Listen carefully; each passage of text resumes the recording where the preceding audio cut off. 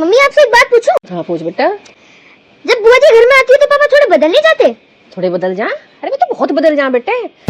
मैंने भी बहुत बार देखा है। अरे जब तेरी बुआ जी आवे ना, तेरे पापा का रंग ऐसा हो जाए गिरगिट की तरह रंग बदले हुए। सही कह रही मम्मी। मम्मी एक बात बताऊं मैं आपको? हाँ बेटे बता। जब पिछले महीने हम बुआ जी के पास गए थे ना पापा के साथ। हाँ पिछले महीने तू गया था अपने पापा के साथ बुआ जी के। तो बताओ पापा को क्या कह रही थी बुआ जी? क्या कह रही थी? किसी के लिए ये तो अपनी माँ का बहुत बड़ा पिल्ला है। हाँ और क्या कह रही थी? कि यो तो इतना बड़ा चुगलखोर है कि जितनी भी बात हम यहाँ करेंगे सारी बता देगा मम्मी को जाके। अच्छा हाँ ये बोल रही थी? हाँ बहुत तेज है तेरी बुआ। तुझे ये बात कैसे पता चली? रूम बंद करके बैठे हुए थे बात कर रहे थे, मैं तो बस ऐसे आराम आराम से गया और गेट पे कान लगा के सुन लिया। हाँ ये तो तन्ने सही करा, कम से कम पता तो चला गया दोनों बहन भाई बात क्या करें हमारे बारे में। अरे मम्मी एक बात याद आ गई। अरे अब क्या याद आ गया तुझे पढ़ाई के बीच में? तुझे पता ना कल तेरे पेपर है। अरे जब हम बुआ जी के गए थे ना पापा के साथ तो आपने कहा था कि 1 किलो केले ले जाइयो। हाँ और 1 किलो सेब। हाँ मैं बताऊं क्या क्या लेके गए? क्या मिठाई में? क्या ले गए थे?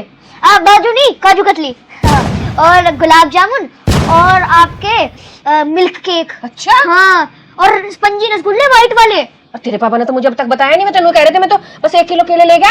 हाँ तेरे पापा तो इसका मतलब बहुत झूठ बोलने लगे मेरे से। हाँ अरे आप क्या सोच रही? भर भर के झूठ बोल रहे हैं आपसे बुआ जी के मामले में। अच्छा आंधे का पूछूंगी जबरदस्ती। मेरा सो गया क्या तू? जरा मुझे तुझे एक बात बतानी थी। हाँ बताओ। जब मैं पिछले नंबर पे किट्टी पार्टी में गई थी ना वहाँ तेरी बुआ जी भी आई थी। अच्छा और गाड़ी में से उतर के ऐसी आई जैसे हीरोइन चला रेड कार्पेट पे। अच्छा जी। हाँ तो इसका मतलब रेड कार्पेट पे चुड़ैल। ऐसा नहीं बोलते अपनी बुआ जी को बेटे। वो चुड़ैल नहीं लग रही थी, ऐसी लग रही थी जैसे रावण की बहन सुपना का। तू बाद में सोइए, मुझे तुझे बहुत जरूरी बात बतानी। तू उठ जरा। हाँ बताओ। बता माँ तेरी बुआ जी औरतों को क्या ज्ञान दे रही थी? क्या? आजकल तो मैं जिम जाने लगी हूँ और अपनी डाइट का पूरा ख्याल रखने लगी हूँ। और आजकल तो मैं तला भुना बिल्कुल भी नहीं खाती। हाँ तो इसका मतलब फिट हो रही हूँ। अरे फिट हो रही? आधा घंटा बाद जब हमने देखा ना तो प्लेट में ले रही थी 4 रसगुल्ले, पेस्ट्री, सफेद रसगुल्ले और समोसे ये लिए बैठी थी। अच्छा जी तो इसका मतलब एक हाथ से खाना दूसरी हाथ से ज्ञान देना। मम्मी बुआ जी पहले से ऐसी थी या अब ऐसी हैं जो पापा के पूरे टाइम कान भरती रहती हैं, कभी मेरे खिलाफ कभी आपके खिलाफ? विराज बताऊं तुझे एक बात, जब तू मेरे पेट में था ना तेरी बुआ जी मुझे इतना तंग करती थी। हर तीसरे दिन तो घर आकर बैठ जाती और अपनी सहेलियों को सारों को बुला लेती थी। मुझे डेली 15-20 लोगों का खाना बनाना पड़ता और मेरे पेट में इतना दर्द रहता और मैं परेशान हो जाती थी। किसी को कोई बात भी नहीं कह पाती थी मैं। अच्छा और तेरे पापा को सिखा देती तेरी बुआ। अच्छा और कभी कभी मुझे इतना डांटते थे पूरी पूरी रात मेरी रोक निकल जाती थी। बेटा मुझे पता तेरी बुआ ने मेरा कितना खून पिया। अच्छा जी इतना अत्याचार करती थी बुआ जी आपके साथ? अरे मम्मी एक काम कर लो। हाँ बता क्या काम करना था? अब मेरी बात ढंग से सुनो। हाँ सुना।